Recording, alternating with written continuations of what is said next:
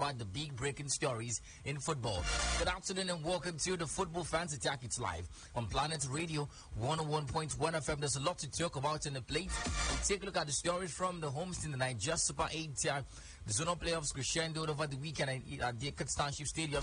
We'll take a look at the results from the 6 teams who have qualified for the competition. Well, from the NFF level, we hear that the president of the NFF has said that he's going to leave Pesero's future in the hands of the fans. Is that the right decision to take right now? And of course, we'll take a look at Coach Jose Pesero, and if not, the man should stay and continue as a coach of the national team. Victor Osimhen. Well, for the Ghanaians, they have finally surrendered their jollof for the Nigerian jollof, if you know what I mean. Well, Osimhen won an award at the Ghana Football Awards. We'll talk about the stories from there as well. From the European scene, it's going to be an interesting talking point. We talk about transfers, but not in the normal way this afternoon. Today, we'll take a look at each teams from the Premier League, maybe from today, and they'll do that continuously until September. We'll take a look at each team from the Premier League and X-ray their departures, their arrivals, what they need to do, and the kind of signings they need to make, and the kind of players that would add to the quality. And it's going to be in the order of how the end.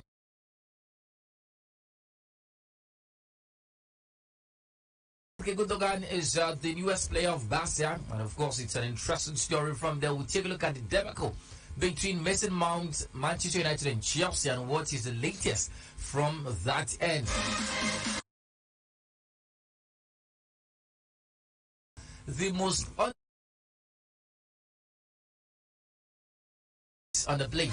We'll drill out the names and get the guys to choose who is the most underrated midfielder in the history of the Premier League. All these and so much more. Oh, definitely, there's a new, not entirely new, but of course something we've not done in a while. And of course, we're bringing it back to the show. It's a scorecard of Nigerian players. They'll have that on the show live today as well. This and so much more conversation. Good afternoon once again.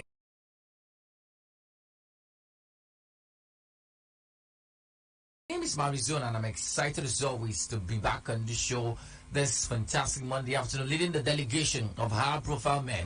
But of course, we've got Bladino Kim, the High Chief. I've got Emmanuel Ekure and Fonny Tina, and together we'll do justice to what's in the plate. Ladies and gentlemen, welcome again to the show. 090-2223. 1011 and 0817-624-8565. The world of football is ours. Welcome, ladies and gentlemen. From the sky to the sea.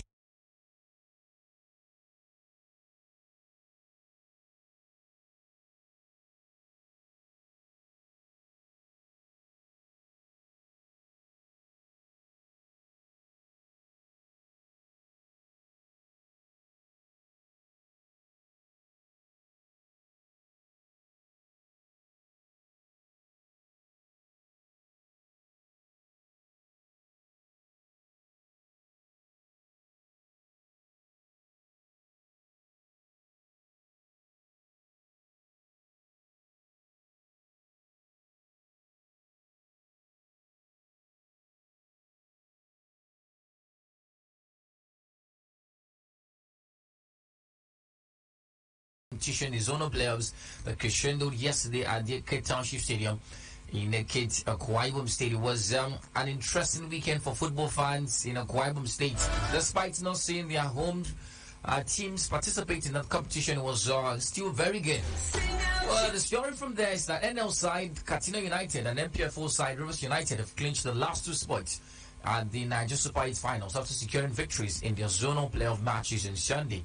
Katsina United defeated Canopilas by a goal to 0 in the Battle of the Northwest ticket, while Rivers United beat Bendel Insurance 3-2 to nick the ticket for the South-South geopolitical zone in yesterday. United and Pillars fought a long-drawn battle until Samson Sule beat a police set offside trap and kept the composure to find the back of the net.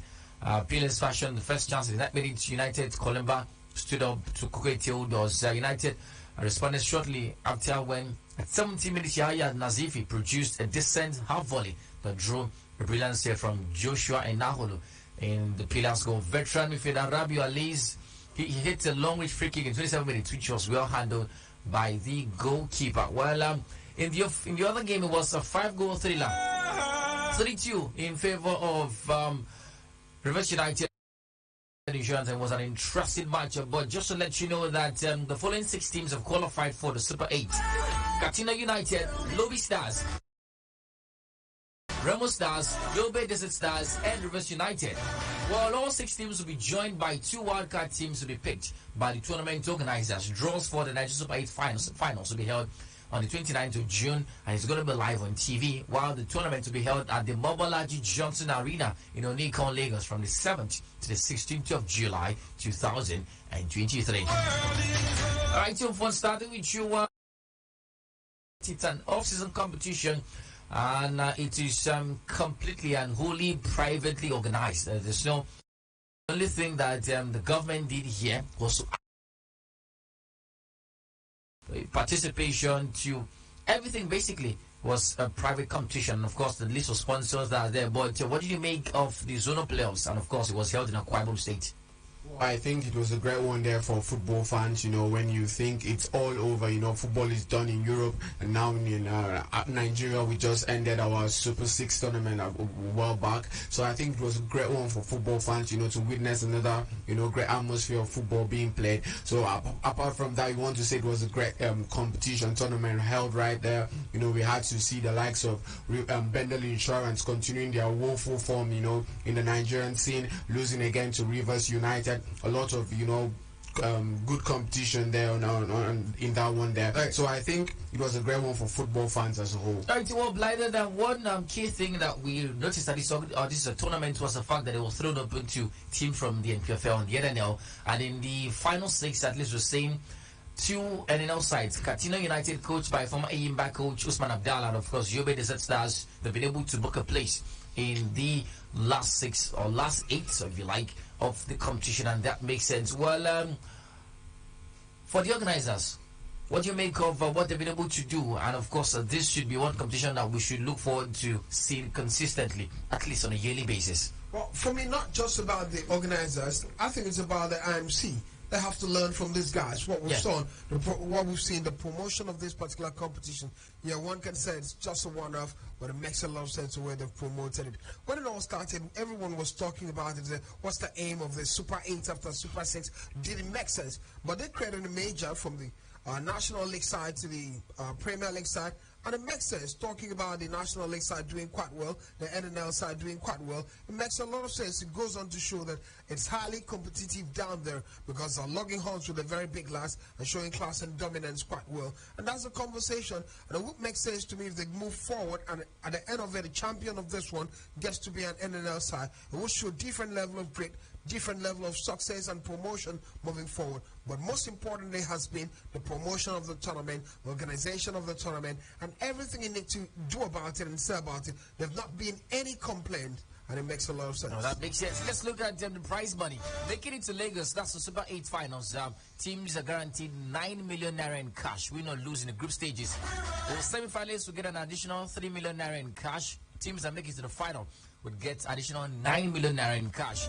The winner of the competition definitely will get 25 million naira in cash. Feeding and accommodation was given at a subsidized rate. What teams that made it to a kit on their own, and they made to the zonal playoffs rather, would get 2 million naira in cash. Teams that came to a kit enjoyed free feeding and accommodation for 18 players and 7 officials. And at the end of the games rather, teams would exchange jerseys. Teams will have enough jerseys to give out to fans at the beginning or at the end of each of their 3 to 5 games. And that made a lot of sense. Kudos to the organizers as well. What stood out for me yesterday, Query, was when we saw LOP and Jagaban sit side by side, if you know what I mean. Well, it was 2 football fans with one with Jesse, and at the back they wrote LOP 71, and the other wore Jagaban. And well, of course, this mirrors the political situation of the country in the build up to the elections. And one thing that football knows how to do is to bring about peace and tolerance. Agree? Yeah, absolutely. Football is a universal language. I think you really need to know, you know, special motivation or anything. It's something that brings people around, no matter the class, no matter the political party, no matter the stage you are. I think we even know about the dropping of guns during football matches and all that. Yeah. I think it's very powerful how football has been able to infect our society, has been able to affect us as well as humans. I think even up to the point that it brings a lot of economic value. You're not talking about the economic activities that were going on in Eket over the past weekend. It was truly amazing. I don't think I've seen anything like that in the town of Eket for a long time. It was completely amazing. I know you should be emotional because of your affiliations with Eket. Yeah, absolutely, of course. I think it was a very great thing for us to be able to see all those people. I think for me, like a football person, I think it was a very nice opportunity for me, and of course I enjoyed every bit of it. Right. Hello everyone, it's Osimhen, SSC Napoli striker. It's a great privilege for me to win this award. It's really a great honor. Thank you to those who voted for me and your support. Later, thank to the organizers, Ghana FIFA Award, for their love and support also. I appreciate you for this recognition. I will keep making Africa proud. Thank you all, and God bless you.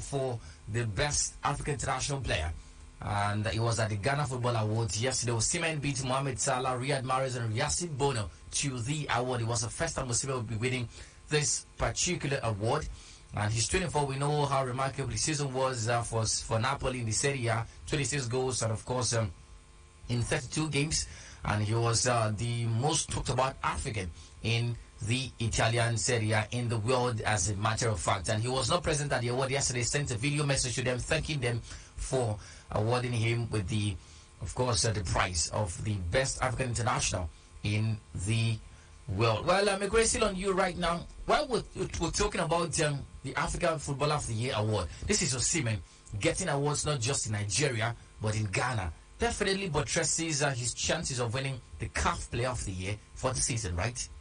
Yeah, of course. I think no one can deny that Osimhen had a very absolutely wonderful season in Italy. I think one of the great. It's not every time that an African gets to be the highest goal scorer in a league like the Serie A. It's something that is very challenging, and for him to come out on top, I think, of course, it increases his chances to be among the top contenders for the CAF African Player of the Year award, of course. And to be honest with you, I think I really see less competition around our award with Osimhen this year. So I think it's really, really important that he's been able to be recognized, like the African continent has been able to recognize him, not just in Nigeria alone, but in Africa as well, in Ghana as well. I think it's something really amazing, and I'm really excited to see it. All right, well, for, like you said, not for Emmanuel Quay says there is little less competition, but I've looked through tabloids across, the world, and from the Northern African perspective, people are talking about Yasin Bono, the Sevilla goalkeeper who won the Europa League with Sevilla. People are talking about Riyad Mahrez, who won the treble with Manchester City. Do you really think that there is really not much competition to Osimhen winning the CAF Player of the Year award for the year? Well, if you want to look at it from, not being sentimental now, you look at Yasin Bono had a very great season. I don't want to talk about Riyad Mahrez. Yes, he won the treble, but he did that mostly on the bench. So I think Africa wouldn't want to belittle their the best player by giving to such a player. But I'll look at Yasin Bono. I'll look at Achraf Hakimi. I think those are really great players. Yusuf El-Nesri. No, you can't come with that. Okay. I think he had a subpar performance this season. Yeah. But I think Achraf Hakimi and Yasin Bono I think they are up there with Victor Osimhen. So it all boils down to up there enough to act as stiff competition. Yeah, very stiff, especially Yasin Bono. He was always there at the back, the last line of defense for the Moroccan side throughout the World Cup. Went there for Sevilla, all they did at the Europa League. So I think it's going to be a very dicey one for Victor Osimhen there. All right, well, it's an evolving conversation. We'll have to wait for CAF's final list of nominees for that award before we begin to talk a lot. But let's move on right now, guys, and talk about something else. Now, Bladden, this is on you because you're a man that thinks about business a lot and money making and all of that. Now, it was reported over the weekend that the Young Africans Football Club of Tanzania, remember the team that defeated Rivers United and pushed them out of the CAF Confederations Cup, that team made $830,000 on ticket sales all through the season. And we're talking about Tanzania here, very close to us, and that's the kind of money they make from ticket sales, Blyden. Now, first of all, what do we need to do to get to that level, Blyden? Well, just as I was saying, Marizona, first of all, it makes a lot of sense realizing that young Africans are able to derive this level of revenue from ticket sales. It makes a lot of sense because not often you hear that, especially from this part of Africa. Maybe not Africa, you hear Al Ahly and the biggest of teams deriving lots of revenue from ticket sales, and you say, definitely it's not Africa. But coming downwards, it's totally different ballgame. I love what the Tanzanians are doing. In recent times, we've seen the development in Tanzanian football. They have a new coach now, a Argentine coach who's coming on board after having a decent season. They won a treble, and it makes a lot of sense the way they played. And we're talking about the CAF Confederations Cup, getting to that final. Not often, many years, 2 years back, you wouldn't even mention young Africans in that mix, but they've done it. Now, It's shown how they've grown, the positivity in that league. Well, $830,000, in perspective, 632 million naira. Right now, the conversation is that they made this from ticket sales. It means fans brought up money to pay to watch games, right? So, and that's not something that we are so familiar with in Nigeria. So, how do we get to that point where we make our league, our clubs, our football so attractive that fans to cough out money, to want to pay, and to want to come and watch our games? Well, what is really, really important about the whole league is that the competitiveness in the league, the amount of private sponsors you have coming into the league. Of course, you can even see the league. You can even watch the league via DSTV and GoTV. Of course, you can have that kind of viewing, and then definitely you are bound to have enough sponsorships. You are bound to have enough deals coming into your league as well, and with that it will increase your revenue. You increase your chances of having more revenue. Of course, it wouldn't be in a case whereby you don't have the competitiveness in the league, you don't have the good management in the league, and then you wouldn't expect the players to even be able, the fans to be able to turn up. There is no much vibe around the thing, so it's really a sad story whenever it comes to our own league, because I think we are way back behind. Seeing these kind of figures in a country like Tanzania, it's a massive thing. Honestly, it's a really big thing, and it goes to show how much the government, the individuals there, they have been able to invest into the world of football. And of course it's taking turns. Of course, this is the result of their investment, as you're saying. Exactly. So how far off are we from getting at least close to seeing clubs make, even if it's just close to this amount of money, because we know revenue is a thing right now. I mean, we just got off a meeting where we're obviously coached on making money, using what you have to get money. So how do we use what we have to get money, and how far off are we from getting to that point where NPFL clubs make money? Mario are far off. Here's it. It starts with basic things like the level of football you play. That's a conversation. Many years ago, when Ayimba was the best team in Africa, people wouldn't. You want to pay certain amounts of money to watch Ayimba. I would pay. Everyone would pay. Because the way El Magnifico, such a quality side, you go to the stadium, you knew that you were watching some decent footballers. Vincent Ayama on the other hand, Victor Brown on the other hand.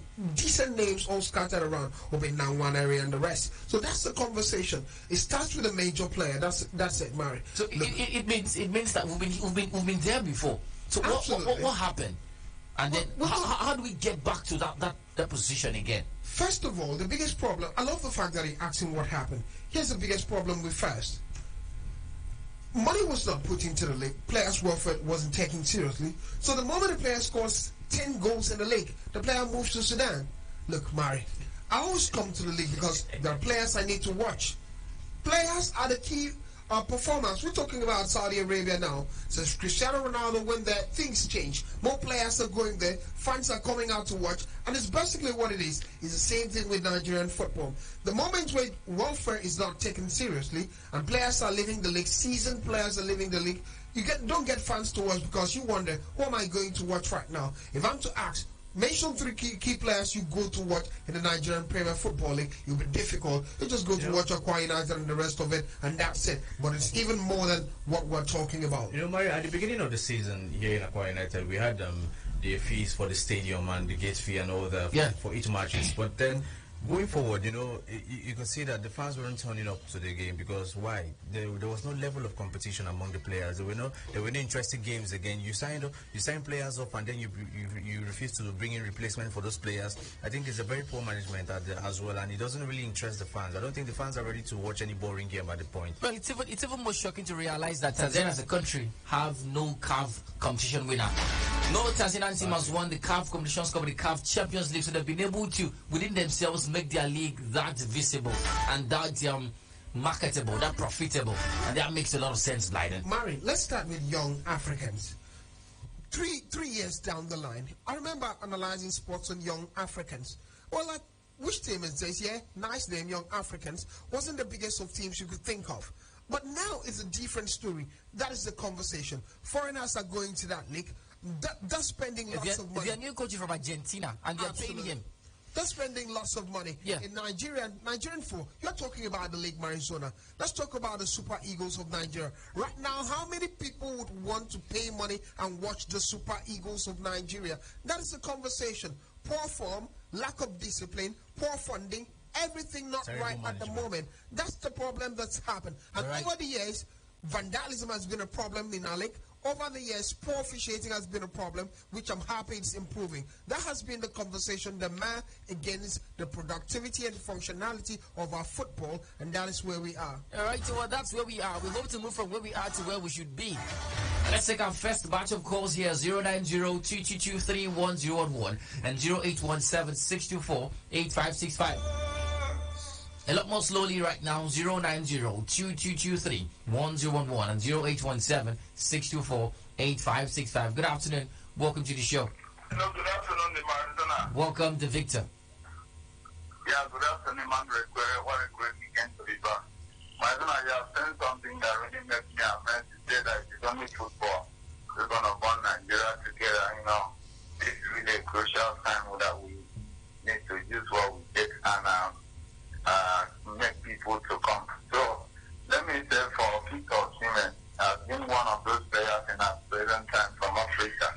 Because anything you see that happens to our players in this country that is good, they really work tirelessly. So I still believe that he must stop the record of previous retirement player. Also for the Super Eight that really finished, I really thank the team that qualified to the state in Lagos. That's my Thank you. Thank you, sir. Well, thank you very much for talking to us, Victor. 090-222-3111 and 0817-24-8565. Loads of calls coming in. We'll take as much as possible. Good afternoon. Welcome to the show. Hello? Yes, good afternoon. Welcome.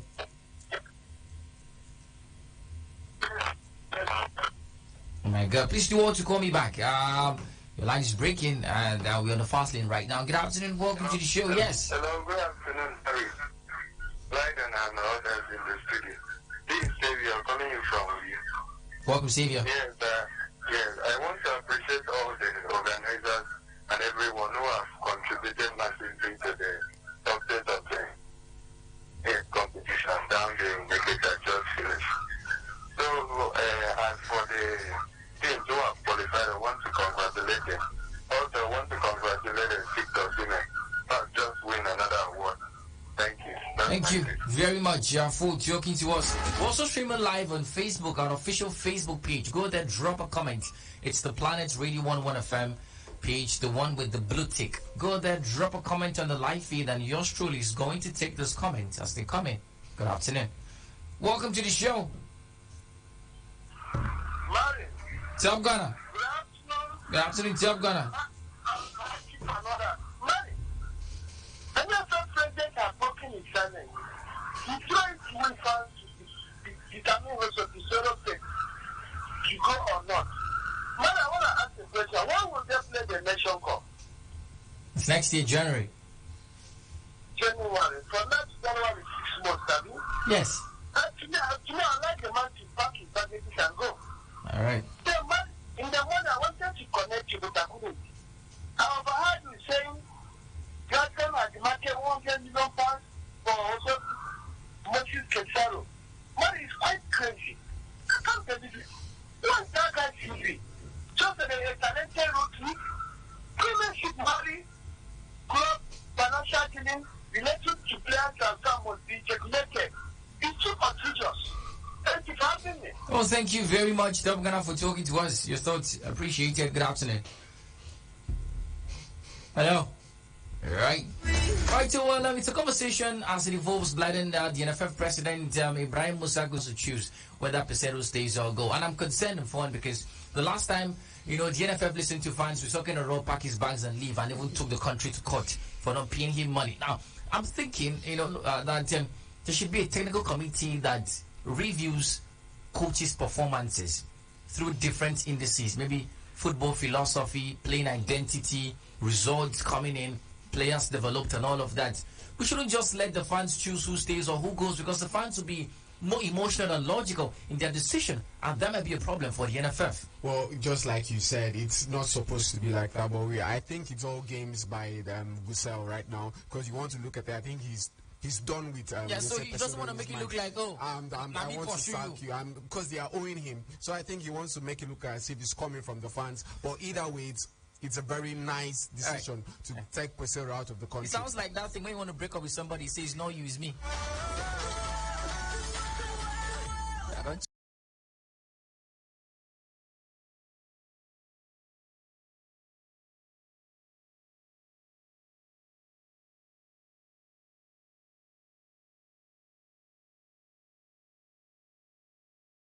I don't really think it will be possible in Nigeria. In Nigeria we are too busy. Even in weekend, maybe in the weekend matches, someone is trying to rest after a long week. And you don't expect that person to be able to make it out to the stadium to watch. That's it. That's exactly. All right. So it's really unfortunate for us to achieve that. Thank you very much. But that's exactly the mentality we don't want to have. Because we want to make that kind of money. We think it's possible to make that kind of money. Luka Modric has forsaken money. He doesn't want to be like Ronaldo and Koulibaly and Karim Benzema. He has stayed in Madrid. He signs a one-year contract with Real Madrid that will keep him until 2024. The Croatian midfielder whose contract is set to expire had been linked to the move to Saudi Arabia. He's 37. He's going to play until he's 38. He won the Ballon d'Or 2018. Despite being 37, he still wants to play in Europe. It shows you class and quality, not like you people's goat. For Kalidou Koulibaly, he's become the latest Chelsea player to move to Saudi Arabia after a defender completed a transfer to Al Hilal for undisclosed fee. The centre back, who is 32, joined Ruben Neves at the Saudi Pro League side, following Wolves midfielders' £47 million switch. Well, N'Golo Kante is moving, Edouard Mendy is moving, Koulibaly is moved, and Hakim Ziyech is also moving. 4 Chelsea players leaving Blind. Well, we've had this conversation before, so we're not going to talk about the Chelsea players, but let's look at Koulibaly. 32 games, he came in, he said he was going to be Chelsea's chief security officer, but it looks like that a lot has happened to the man. Has overpowered him. It looks like the fairy dance of the enemy. They took over that man and he's left. He signed a 4-year deal with Chelsea, but as CSO stayed at just 1 season. The job too difficult. Well, it's typical of football, Marizona. I wouldn't want to take it on the man, big man. I came at a time where Chelsea was struggling. I wouldn't really want to fault Koulibaly his stay at Chelsea not being up to standard the way many people anticipated. He started with a bad manager and playing in the wrong position. That's always a conversation. Since he came back, when Thiago Silva got injured and he played Thiago Silva's position, he's been better off compared to when he was supporting for the last man. That's been the conversation. But the Saudi have been making the springs all around. Everyone now scared. Right, Mara scared of Manchester City. It's been a conversation all there. And Bernardo Silva at some point was part of that conversation. He could see a hole, but this is what I love the most about Saudi Arabia. They're picking one by one. When they're done with this one, they check the next team in Saudi Arabia if they're complete. If they're not complete, before now, no one was really talking about Al Ahly in Saudi Arabia. Now, they're pushing players over there. Al Ahly and the rest. Afterwards, we'll hear some other clubs that are not well balanced with foreign pros. And I think the Saudi raid continues. All right. Well, let's talk about another raid. It's Barca. We hear they've completed a move for Ilkay Gundogan from Manchester City as a free agent. He joins as a 32-year-old out of contract and signs a 2-year deal with Barca. His release clause is €400 million. Now, the concern, Igre, is first of all, this man was key, crucial, instrumental, sine qua non, germane to the success of City. Give the English you want to give.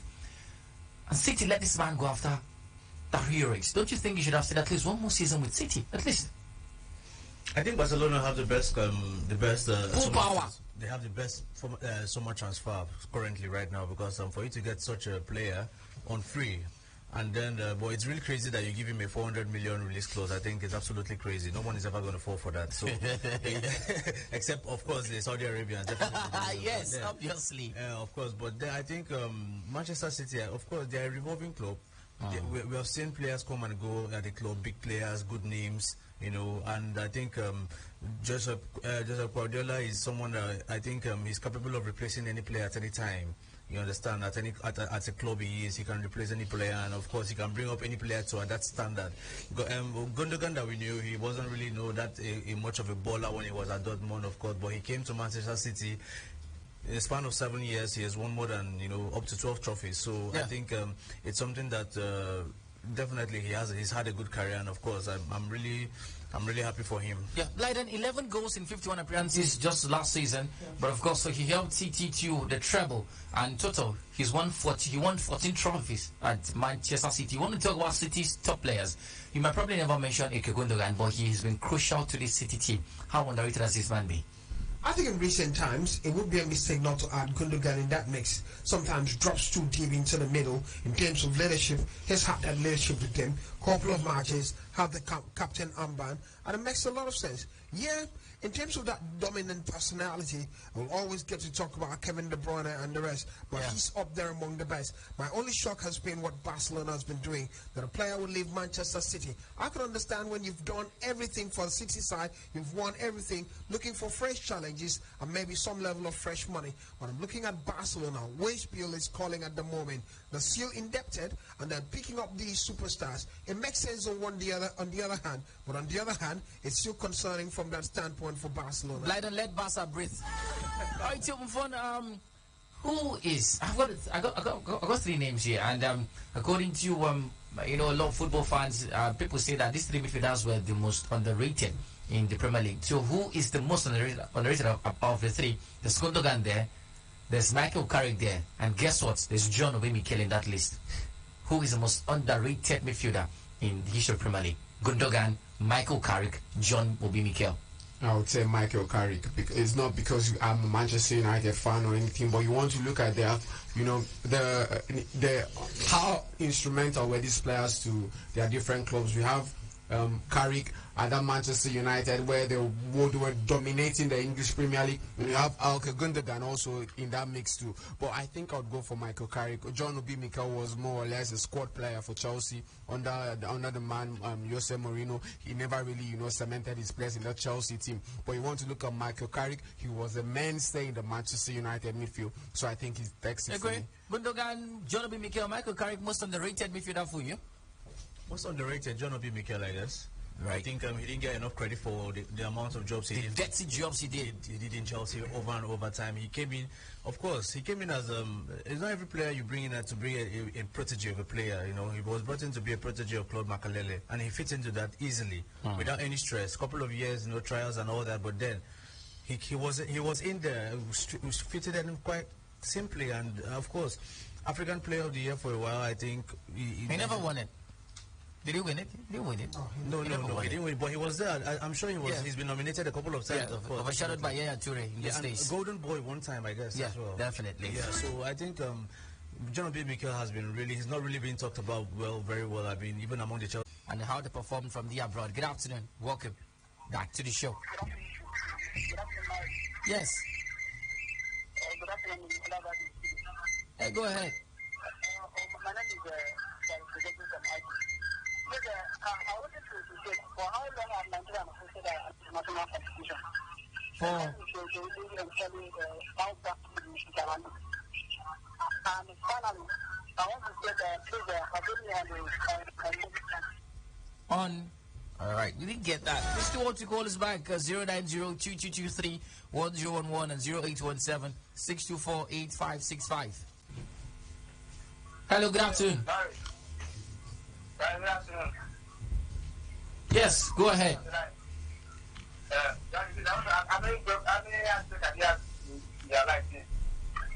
How many? How many breakfast you did? My brother, he reached to do buffet. That's not you. And honestly, I'm still begging the Gleason family. I'm still begging them. Any decision that they want to take, they should take it now. Make it when the sun shines. Understand? They should take that decision right now, so that we know our stand as the United fans. So right. I know my stand next. Either I go to club in Go to Napoli. Or France to support. Also, to support. And supporting Yanga, we having outbreak every weekend. All right. I want them to tell us our stand now, please. We are tired of all this they are doing. Thank you very much. Well, Blyden, for purpose of federal character, you would give your thoughts on that, but that's going to be after this call. Good afternoon. Welcome to the show. I'm a just lawyer. Welcome. My name is Please up the tempo. It's a sports show. Yeah, thank you very much. Please, I want to talk about outstanding. Let me congratulate him for being an outstanding player for the season. And again, Mary, I heard you saying that when the fans of Nigeria will be paying get to watch an NPL. Yes. For me, I want to say capital no, because football here in Nigeria is not entertaining. We don't welcome their pattern of play. So I won't accept that fact. In fact, I don't always like going to watch it. Just my brother, when last did you watch any games? Did you watch the games in the kit? What do you think? Did you watch the games in the kit? No, If you did, you'd know that we're now a lot more entertaining. There was a goal that a Benetran's player scored, was a fine goal. So please, let's think about paying money because we are now very entertaining. Be able to upgrade their pattern of play because They have. so that we don't like going to watch it. All right. Thank you very much. I think I'll categorically tell you that our football is improving. And I saw the clip of that Ini Obong's goal yesterday for Ben Insurance. It was a weldy, something that goats score. Fantastic strike. Good afternoon, welcome. Yes. This is Shaggy Di Maria calling from Agent. All right, go ahead. First of all, I want to thank the organizers of the Super 8 competition. And I want to congratulate all the teams that qualified. I was there live at the stadium. I watched all the 6 matches live. So it was my pleasure to have the likes of Rabi Ali to see them. And he made a very good critic yesterday. I saw Nyima Mwagwa. And the match yesterday was very, very interesting. All right, thank you. The one between Rivers United and Insurance. Thank you. The goal in Ebon Sport, it was so fabulous. Crazy goal. So it was a crazy goal. And we were all excited. So we need more of that such competition. Thank you. Thank you very much. It means our football is improving. All right, your Bladin, take a bite. Then fun takes us to the Nigerians. Most underrated midfielder Gundogan, John Obi Mikel, Michael Carrick. Mary, I think we've slowed down already. Not same intensity, but let me just say this. Yeah. I think I wanted that because when I saw the energy, I didn't drop to the activity, so I had to calm down. Let me just say this. I think Gundogan, when you talk about most underrated players in the English Premier League, I wouldn't want to put Gundogan there. He's been highly rated compared to the rest. Michael Carrick, from an English point of view, I think he was underrated in the English national team. But in Premier League, not as underrated as John Obi Mikel. But what I love the most is highly underrated in the English Premier League, but highly rated in the Championship. The Middlesbrough fans used to call him the African Zidane. Each time he was playing, Stoke he was City. singing. Middlesbrough, Stoke City, the African Zidane. One talented player Nigeria has had, and since then we've not had a player of John Obi Mikel's quality. That's a story from them. Fun takes us to stories about Nigerians and in tandem with the transfer stories and fun. Well, this segment will talk about Nigerian players. You know, the recent transfer season now in the European scene, and we have a lot of Nigerian players on their way out from different clubs. I'll start with England here. We have our players at Leicester City were just relegated, and Southampton. I'll start from Leicester City, and as you would expect, Leicester City's relegation to the Championship has raised doubts over the future of many of the team's biggest names, as it is crystal clear that affording the wages of these players would be far from easy and closer to impossible, playing in the second tier of English football right there in the Championship. Among these names are our very own Wilfred Onyeyen Ndidi and Kelechi Iheanacho here. We've already witnessed the first major outgoing in the Belgian midfielder Yuri Telemans, who has made that switch right there to the Villa Park, going to be playing his trade for Aston Villa next season. The conversation here is, does Wilfred Ndidi make that switch out of Leicester City, or does he remain at Leicester City next season? I would like to pick the brains of Blyden right here. Would you want Wilfred Ndidi to make that switch out of Leicester City right now, or should he remain there? Well, from my standpoint, I think Wilfred should move from Leicester City. But the problem is the offers he's got at the moment quite early. That's a conversation. Well, the offers, you're talking about the offers right now. We have Celtic Football Club, his former coach in Brendan Rodgers. I've made that switch back to Chelsea, no for me. Celtic, no for me. Apart from that, we have Al Shabaab from Saudi Arabia. Looking at it right now, the Saudi on the spending spree, trying to get players right there to the Camel League, if you like Go to call it make money, that way. brother. Go Come make on. money. Come on, Al Shabaab are interested, Odioni Gallo's former club right now. We had an issue once with Al Shabaab not releasing Odioni Gallo for a national team, and he left the club there. And I think now they are interested in Wilfred Ndidi. I don't know, it's left to see. The man is 26 years of age. He's in his prime. He struggled with injuries last season, had a really, turbulent season. But it's left to see whether he would choose to make that switch to the, Saudi Pro League at this point in time. I would like to have a Aquarius conversation on there right there now. Would you like Wilfred Ndidi to move to the Saudi Pro League at this point in his career? Well, I think moving to the Saudi Pro League is really evolving. I think at this point in time, to me, Ndidi doesn't really need to play at the championship because I think his value would definitely drop, of course. So if he wants to go to the Saudi Pro League, I think he has to really, take his time and make sure that the move he's making doesn't really necessarily bring down his career. You understand? Doesn't really necessarily, lose playing time.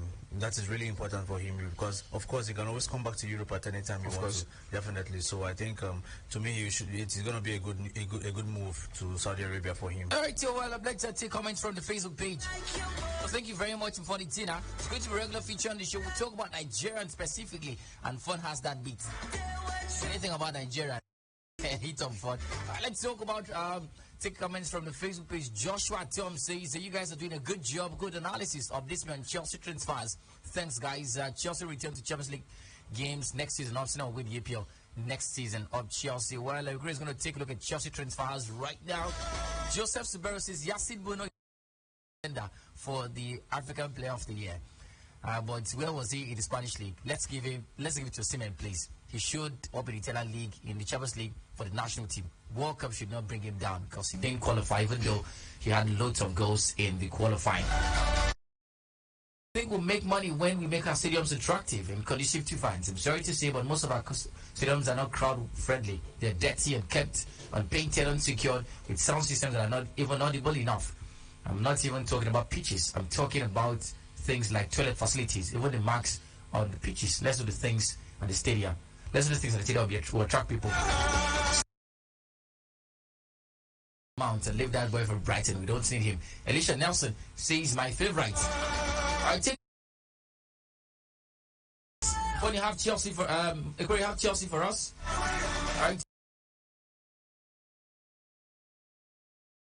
This season for Chelsea during this summer transfer period, a lot of players have left the club. The likes of Hakim Ziyech to Al Nassr. We are hearing that Kai Havertz has been already completed his first part of the medicals to Arsenal. I think Matej Kovacic has, the agreement is in place for him to move to Manchester City, which I really think is a very good deal. Koulibaly has left as well to Saudi Arabia, Al Ahly rather. Hakim Ziyech to Al Nassr, and I think. They've been incoming, I think, to Chelsea from, we saw one last week, Christopher Nkunku coming from RB Leipzig. The deal had already been completed since last year, and I heard that Victor Nicholas Jackson has been completed, and of course it's just remaining the announcement from the any Caicedo conversation. No, I think Caicedo has been left out of the conversation for now because I think Pochettino hasn't really given the green light on him yet. But for now, I think I don't think Pochettino's decision will be valid as well because I think he's not really in charge of the transfers as well. But then, and of course, they have Chelsea just coming in. Chelsea has also rejected the third bid for Mason Mount from Manchester United for about £65 million. I think. Well, I don't know how much they really want to sell the guy for. But I think if I'm Manchester United, please leave that guy alone. All right, so let's just bite the Mason Mount conversation before we take calls and bounces out today. Now, this young man has 1 year left in his contract. Yes, he's 24. Yes, he's got years to play football, but he missed out much of last season due to injuries. That's one. And then the differential between what you're demanding and what United are offering is just 10 million naira. Let this boy go to where he wants to go to. He said he's not going to set his contract with Chelsea. So he's not going right now for 55 million or 65 or 55 or go for free. As a businessman that you are blighted, your Todd Boehly, what do you do in this situation? Well, I love what Todd Boehly is doing. Manchester United said it's a last bid, £55 million, take it or leave it. I'm not saying let's meet face to face and have some negotiations. And probably they can still get another £5 million pounds in it. Really? Right now, the offer, what Chelsea are demanding is £58 million plus £7 million add-on at the moment. That's a conversation. But I think in the coming days, we might just have a conclusion in it. Because when the player says, I don't want to stay in this club any longer, he's shown interest. We already hear that Absolutely. United are looking towards alternatives since Chelsea are proving to be very stubborn. Yeah, there are alternatives about Mohamed Kudus of Ghana from Ajax and the likes of Moises Caicedo being part of that mix. And everyone is moving around Moises Caicedo, but no one is actually paying money at the moment. We saw Arsenal around Caicedo on the left, Chelsea around Caicedo on the left. Why is that? Because, you know, their concerns. What Blind has brought is a concern. Everybody's linked with Caicedo, but nobody's making a concrete move towards Caicedo. Why is that? I think Caicedo is going to leave to regret the contract extension he made last season. You know, Arsenal were interested in him last season. Very strong, concrete, you know, links between him and Arsenal. But the Brighton CEO at the end of last season said that he's almost certain that McAllister and Caicedo will believe it. Of course, McAllister has left. He's left for Caicedo. So why are they not making concrete moves for Caicedo, Blighted? I think one of the problems we've had about Caicedo has been the price tag. Every day you wake up, we hear another price tag for Caicedo. That has been the biggest thing. And from my standpoint, I think Brighton are looking for the biggest bidder who gets more serious, because the beauty of the transfer window is it gets thick as the day goes by. Right. That's the conversation. So if we're talking about £80 million, which was what the identity of the price tag was at a point, now we're having conversations in the range of 100 as more teams are coming in, are interested in the player. But in the long run, I think he will go to one of these teams. Blighted, this call is for you. Good afternoon. Hello, Maradona. Welcome. Maradona, let me say that I'm always been happy and proud of Nigeria, because even the player that doesn't want to play for the Super Eagles and still playing for like Europe and running around, some of them will try and play the same way. So what we really want is the NF to make the league to come and play. Even the Charles said that All right. to come and play. Every player wants to play in their club. That's why the English league seems so competitive. They keep to the time. Thank you, Victor, for talking to us. Good afternoon. Welcome to the show. Yes, if you're... Yes, my name is Ijo David from Northwest. Maradona, I am calling in respect of the guy that called and said that the creator should move out of Manchester United. Who don't say creators out on radio? So I think it's calling the wrong number. Then, Maradona, I think the conversation about Chelsea now is who is the next to this. I am a Chelsea fan. I like what is happening at Chelsea. There is no way we can trim down our sport without having some of these players leave. Right. So for me, when you see a new era, you see it by, you know, what is happening at Chelsea. I just feel that Chelsea should complete the signing of guys. Thank you very much. Thank you very much. One more call, Ekure. You take a bite. Good afternoon. Welcome to the show. Well, I think... Yeah, just one more call. One more call. Yeah. Yes, maybe I'm calling you back. All right, Xavier. 25 seconds, please. That's my take on that Caicedo video. Yeah, the Roberto deserves allow that Caicedo to leave last season. I think that decision will totally affect that guy, this transfer window. Thank you. That's my take. Thank you very much, Ekure. Yeah, I think there's a conversation I really wanted to talk to you about. I think it's depending on Nkunku. Do you think he'll have a starting lineup at Chelsea? Yeah, that's a conversation. Even if he has, where's he going to play? I think he'll start for Chelsea. Nkunku is such a decent player, especially with the number of goals he scored. Big superstars have left Chelsea. Who's remaining? That's a conversation. I think he'll be such a key, important figure for Chelsea. Yeah. My only problem with Nkunku is, will he really turn up to the party? Because the pressure is getting bigger. Worse. It's getting worse. But I'd like to add another conversation. We've seen the likes of, the likes of El Nassr interested in Wilfred Zaha. But Bournemouth owner Bill Foley has said he'd like the Premier League to adopt a hard salary cap to control spending, because of top-flight teams can't compete with the likes of a state-owned clubs like Newcastle and Manchester City. But beyond that, the one that tricks me the most would be Tottenham Hotspur. They want to do a clear 10 players leaving Tottenham Hotspur at the moment. And you begin to look at this team now. They do not have enough quality at the moment, and they're sending players out. Shows you where they want to be next season in the championship. Well, thank you, Ekure Emmanuel, for being a part of the conversation. Thank you, Blyden. Thank you, Funny Tina. We'll do this again tomorrow, and when we come back tomorrow, we'll talk about Ten Hag. We hear he wants to allow 11 players leave the club. That's one. And secondly, we'll talk about the Nkunku story in perspective, and if not, he's going to survive at Chelsea. Thank you very much to everyone who put calls across to us. Come back tomorrow, 7:30 to 8 in the morning and 3 to 4 p.m. So do want to enjoy the rest of the day's broadcast. We'll have the news on the hour by 4 p.m. And from there's going to be the Planet Rush show. So do want to enjoy the rest of the day's broadcast. Well, the Banky W at this one story would make a lot of sense. The Vena is smiling, but that's it. Thank you very much. My name is Marizona. I'll see you tomorrow. Ciao, ciao. Adios.